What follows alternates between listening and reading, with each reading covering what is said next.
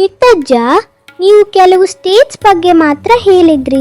ಇನ್ನುಳಿದ ಕಡೆ ಸಂಕ್ರಾಂತಿ ಒಳ್ಳೆ ಹೇಗಿರುತ್ತೆ? ಪ್ರಶ್ನೆ ಕೇಳಿದೆ ಪುಟ್ಟಿ. ಕೆಲವು ರಾಜ್ಯಗಳ ಬಗ್ಗೆ ಹೇಳಿದ್ದೆ ಅಲ್ವಾ, ಈಗ ಬಾಕಿ ಇರೋ ಕಡೆ ಹೇಗಿರುತ್ತೆ ಅಂತ ಹೇಳ್ತೀನಿ ಕೇಳು.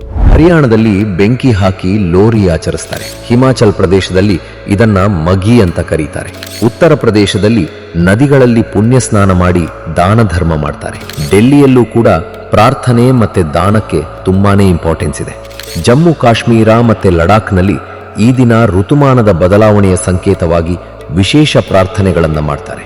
ಬಿಹಾರದಲ್ಲಿ ದಹಿ ಚುರಾ ಮಾಡ್ತಾರೆ. ಜಾರ್ಖಂಡ್ನಲ್ಲಿ ಇದನ್ನ ತಿಲಾ ಸಂಕ್ರಾಂತಿ ಅಂತಾರೆ. ವೆಸ್ಟ್ ಬೆಂಗಾಲ್ನಲ್ಲಿ ಪೌಷ್ ಸಂಕ್ರಾಂತಿ ಅಂತ ಸಿಹಿ ತಿಂಡಿಗಳ ಜೊತೆ ಆಚರಿಸಿದ್ರೆ, ಒಡಿಶಾದಲ್ಲಿ ಮಕರ ಚೌಲ ನೈವೇದ್ಯ ಮಾಡ್ತಾರೆ. ಅಸ್ಸಾಂನಲ್ಲಿ ಮಗ್ ಬಿಹು ಅಂತಾರೆ. ಸಿಕ್ಕಿಂ ಮತ್ತೆ ತ್ರಿಪುರಾದಲ್ಲೂ ಸಾಂಪ್ರದಾಯಿಕವಾಗಿ ಹಬ್ಬ ನಡೆಯುತ್ತೆ. ಇನ್ನು ಮಿಜೋರಾಂ, ಮಣಿಪುರ, ಮೇಘಾಲಯ, ನಾಗಾಲ್ಯಾಂಡ್ ಮತ್ತೆ ಅರುಣಾಚಲ ಪ್ರದೇಶದಲ್ಲಿ ಅವರವರ ಕೃಷಿ ಪದ್ಧತಿಗೆ ತಕ್ಕ ಹಾಗೆ ಸಂಭ್ರಮ ಇರುತ್ತೆ.